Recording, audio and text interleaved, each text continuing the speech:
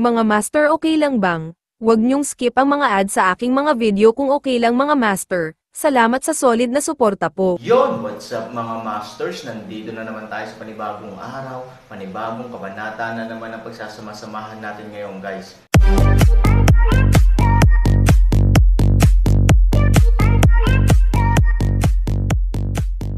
Bali mga masters, kung bago ka pa lang po sa aking YouTube channel, please click the subscribe button, lalong-lalo na po yung notification bell, guys, para maging connected pa rin tayo sa isa't isa at maging updated kayo sa mga susunod ko pang video. Bali mga masters, bago natin umpisahan ng kwento ay mag-shoutout po muna tayo para sa mga solid nating tagapakinig. Shoutout kay Norlisa Sugay, shoutout kay Cheska Managaysay, shoutout kay Marcos Evangelista, at shoutout kay Filiones Nelson. Yun na nga mga masters, no? Bali hindi na ito patagalin. In 3, 2, 1, let's go!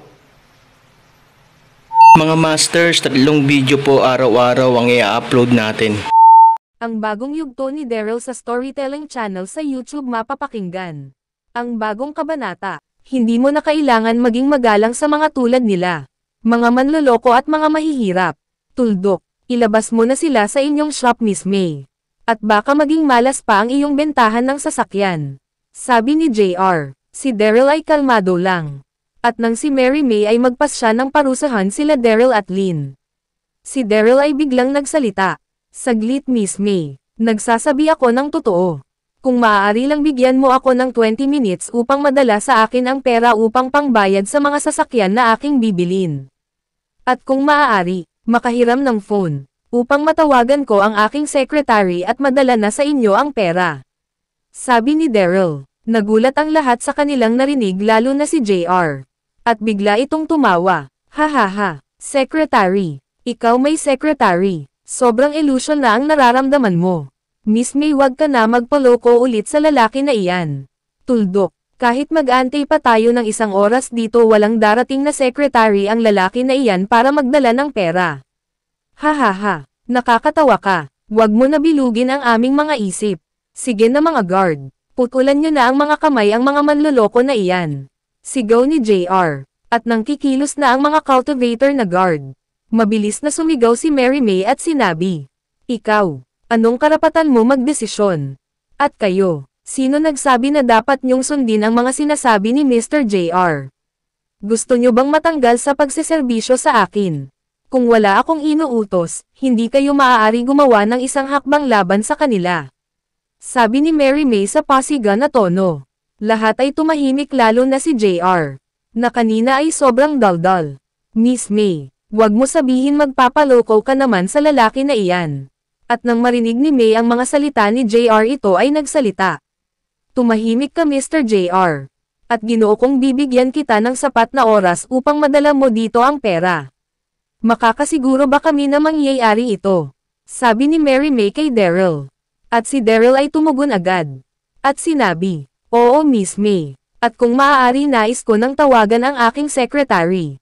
Upang madala na niya ang pera." Sabi ni Daryl nang nakangiti kay May. At maya-maya, iniabot ni May ang phone kay Daryl. At maya-maya, si Daryl ay may tinawagan. Sa lugar ng real estate company. Si Eunice, ang babaeng pinagkatiwalaan ni Daryl na humawak sa lahat ng kanyang business, ay nakaupo sa isang magarbong opisina. Ito ay nagre-relax sa mga oras na ito at maya-maya. Nagring ang kanyang telepono. Ring, ring, ring. Nang marinig ni Eunice na nagri-ring ang kanyang telepono, ito ay napasimangot at sinabi, "Sino naman ang tatawag sa akin ng ganitong oras? Oras ng aking pagre-relax." Hindi pinansin ni Eunice ang tumatawag sa kanya. At sa kabilang banda, sa loob ng bentahan ng mga magarbong sasakyan, napansin ng lahat na tila ba hindi sinasagot ang tawag ni Daryl sa kanyang secretary. At si JR ay nagsalita, "Haha, ano na? Sumagot na ba ang imaginary secretary mo? Mukhang wala ka naman talaga tinatawagan. Sana kanina pa. Ito sumagot sa tawag mo," sabi ni JR sa mapang asar na tono. At si Mary May ay nagtanong, "Ginoo, may problema ba? Hindi nyo ba makontak ang inyong tinatawagan?" Sabi ni Mary May, sa tono ng medyo nagdududa. Si Daryl ay ngumiti lamang, at tumawag ulit. Ilang segundo ang lumipas, ito ay sinagot na ni Eunice. "Hello, Nang marinig ni Daryl ang boses ni Eunice, ito ay ngumiti at tumindig ng isang matikas na lalaki. Sa kabilang linya, si Eunice ay nagsalita. Sino ka ba? Ano ang kailangan mo? Kung ikaw ay mag-offer lang ng kung ano-ano, hindi kami interesado. Kaya wag ka natatawag pa, sabi ni Eunice sa pag-alit na tono. At si Daryl ay mabilis na nagsalita. Bago ibaba ni Eunice ang telepono. Eunice, ako ito. Nang marinig ni Eunice ang boses ni Daryl, siya ay sobrang gulat, at hindi makapaniwala. Kilala ko ang boses na ito. Huwag mo sabihin na, sa mga oras na ito siya ay labis ang pagkagulat. Kuya, ikaw ba ito? Sabi ni Eunice. Nang marinig ito ni Daryl, siya ay nagsalita at nagsabi. Oo, ako nga. At si Eunice ay bumalik sa kanyang ulirat at masayang-masaya sa mga oras na ito. Kuya, kamusta ka na? Paano ka? Nakabalik sa ating mundo. Anong nangyari? Kuya, miss na kita. Sabi ni Eunice. Oo, si Eunice ay tinuturing niyang si Daryl na kakatandang kapatid na lalaki. Sa matagal na panahon, si Eunice ay tinulungan ni Daryl nung ito ay lubog sa utang. At siya isang babaeng laging nasa diskohan upang mag-aliw. Ngunit nang makilala niya si Daryl, naging matuwid ulit ang buhay nito. At sa kanya lahat pinagkatiwala ni Daryl. Si Eunice ay sobrang saya nang marinig niya ang boses ni Daryl. Totoo nga, ikaw nga ito kuya. Gusto kitang makita kuya. Nasaan ka ba? Sabi ni Eunice. Si Daryl ay ngumiti sa mga oras na ito at sinabi. Sa ibang oras na tayo magkwentuhan, Eunice. May nais lang ako ipagawa sa iyo ngayon. Sabi ni Daryl. At nang marinig ito ni Eunice, siya ay nagsalita agad-agad at sinabi. Ano iyon kuya? Sabihin mo lahat ng gusto mong ipagawa. Agad-agad kong gagawin. Sabi ni Eunice. Si Daryl ay nagsalita sa telepono at sinabi. Nais ko sana magdala ka ng 200 million. Dito sa Westrington. Sa isang malaking bentahan ng sasakyan. Nandito ako sa loob. May nais ako bili na sasakyan. Kaya magdala ka ng pera at Eunice, sa loob ng 20 minutes ay dapat nandito ka na.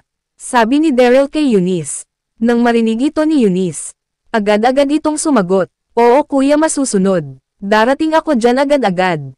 Sobrang miss na kita kuya. Antayin mo ako. Sabi ni Eunice. At si Daryl ay nagsabi.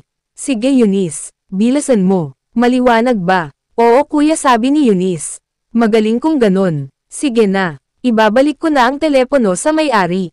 Sabi ni Daryl. At binaba na ni Daryl ang telepono. At si Eunice ay mabilis na pinahanda ang pera. At ito ay nagdala ng mga tauhan. Habang si Eunice ay inaantay nila Daryl. Ito ay ngumiti kay Lynn. Miss Lynn, makakaalis na tayo maya-maya. At darating na ang pera na ipangbibili natin ng sasakyan, sabi ni Daryl. Si Lynn ay hindi umiimik sa mga oras na ito. Siya ay lubos na nasusuklam sa mga taong nakapalibot sa kanila. Nais patayin ni Lynn ang mga guard na humawak sa kanya kanina lang. Ngunit lagi siyang pinipigilan ni Daryl. Maya-maya nagsalita si JR. Makakatiyak ba talaga tayo na may darating upang dalan ang pera ng lalaki na iyan? Baka nagsisayang lang tayo ng oras sa lalaki na ito. Sabi ni JR kay Mary May. Si Mary May ay nagsalita. At hindi pinansin ang mga sinasabi ni JR. Ginoo, nais ko lang malaman ang iyong pangalan. Sabi ni Mary May. Dahil para kay Mary May, lahat ng mayayaman at businessman ay kanyang kilala. Kung may ganong kalaking pera ang lalaki na ito, sigurado ako ang kanyang katuyuan ay mataas. At ito, ay nagmamay-ari ng malaking company. Sabi ni Mary May sa kanyang sarili. At nang marinig ito ni Daryl, ang tanong ni May, si Daryl ay napakamot ng ulo at tumingin kay Lynn. At naisip nito na hindi niya pwedeng sabihin ang tunay niyang pagkakilanlan at naisip nito na ang tawag sa kanya sa lugar ng mga elf ay Vin. Nang makita ni Lynn ang tingin ni Daryl, agad-agad itong kumapit sa braso ni Daryl. Nakaramdam din si Lynn ng pagkailang kay Mary May. Dahil masyado itong mabait kay Daryl kanina pa. Nang ginawa ito ni Lynn, medyo nagulat si Daryl at ito ay napangiti. At si Lynn ay nagsalita. Mawalang galang na, maaari lumayo ka sa kanya. Pwede mo naman siya kausapin nang hindi ka lumalapit. Sabi ni Lynn sa tono ng nagsusungit. Nang marinig ito ni May, siya ay napa-atras ng konti at sinabi, paumanhin. Nais ko lamang malaman ang inyong pagkakilanlan. Nang marinig ito ni Daryl, siya ay napakamot ng ulo at medyo nahiya. At si Daryl ay nagsalita. Miss May, Paumanhin sa inaasal ng aking asawa. Tuldok, ang pangalan ko pala ay Vin, at ang aking asawa naman ay si Lin. Kami ay namamasyal lamang, ngunit nang makita ng aking asawa na sinasaktan ng baboy na lalaki na ito ang matandang lalaki. Hindi nakapagpigil ang aking asawa, kaya kami ay napalapit sa kanila. At napatunayan ko nga ang lalaki na ito na nagngangalang JR ay isang malupit at walang awang tao. Sabi ni Daryl habang nakatingin kay JR. Nang marinig ito ni JR, mabilis itong tumakbo patungo kay Daryl, at sinuntok si Daryl nito. Ngunit ang matandang lalaki na nasa tabi ni Daryl ay gumalaw ng sadya upang salagin ang suntok ni JR. At nang tumama ang suntok ni JR sa matandang lalaki, ito ay tumalsik ng hindi kalayuan. Bang! Nagulat ang lahat. Tuldok, si Daryl ay sobrang nagalit sa mga oras na ito. Anong kalapastanganan na naman ang ginawa mo? Nanlilisik ang mata ni Daryl. At nang makita ito ni JR ito ay sobrang natakot. At mabilis niyang hinarang ang mga guard ni Mary May sa kanyang sarili. At sinabi, tignan niyo siya, parang papatayin ako ng lalaki na iyan. Tulungan niyo ako, sabi ni JR. Naramdaman niya ang takot nang makita niya ang tingin ni Daryl. At maya-maya bumalik sa ulirat si Daryl at mabilis na tinayo ang matandang lalaki. Tatang, okay lang ba kayo? Bakit niyo ginawa ang bagay na iyon? Hindi niyo kailangan salagin ang suntok ng takot na lalaki na iyan. Kahit naman ako ay kanyang suntokin. Hindi ako masasaktan, dahil ang lalaki na iyan ay isang mahinang nilalang. Nasalot sa ating dahigdig, sabi ni Daryl sa malakas na tono. Oo, sinasabi talaga ni Daryl ang mga salita na ito. Upang ito ay makapagbigay inis kay JR dahil ito lang ang kanyang paraan, upang makabawi sa lahat ng ginagawa ni JR. Dahil sa mga oras na ito, hindi siya pwedeng maging agresibo at maglabas ng kanyang kakayahan. Dahil madaming tao ang nakatingin sa kanila mula sa labas ng bentahan ng sasakyan. At hindi dapat malaman ng iba ang kanilang tunay na kakayahan. Nang marinig ito ni JR, ito ay labis na galit, ngunit hindi niya na magawang lumusab dahil sa nakita niya sa mga mata ni Daryl kanina lang, at ito ay labis na natakot. At si JR ay nagsalita, Miss May, huwag ka na magsayang ng oras pa, parusahan mo na ang mga mahihirap na yan. Kung ako lang, nais ko sila mamatay, sabi ni JR. Nang marinig ito ni May, ito ay sumimangot at tumingin kay JR. At mabilis na sinampal ni Mary May ang mukha ni JR. Pak! Nang tumama ang sampal sa mukha ni JR, ito ay naglabas ng isang tunog na malakas. At ang palad at daliri ni May ay bumakat sa mukha ni JR. Naramdaman ni JR ang sobrang sakit. At ito ay nagmura. Tuldok, baliw. Baliw ka ba, Miss May? Bakit ako ang iyong sinampal? Yun na nga mga masters, no? Bali panibagong kabanata na naman yung natapos natin ngayong gabi. Muli, maraming salamat po talaga sa walang sawang suporta po sa aking YouTube channel na talagang inaabangan nyo po ang bawat upload ko po. Bali mga masters, magkita-kita ulit po tayo bukas ng gabi at ngayon po ay magpapaalam po muna tayo. Bali mga masters, bye-bye!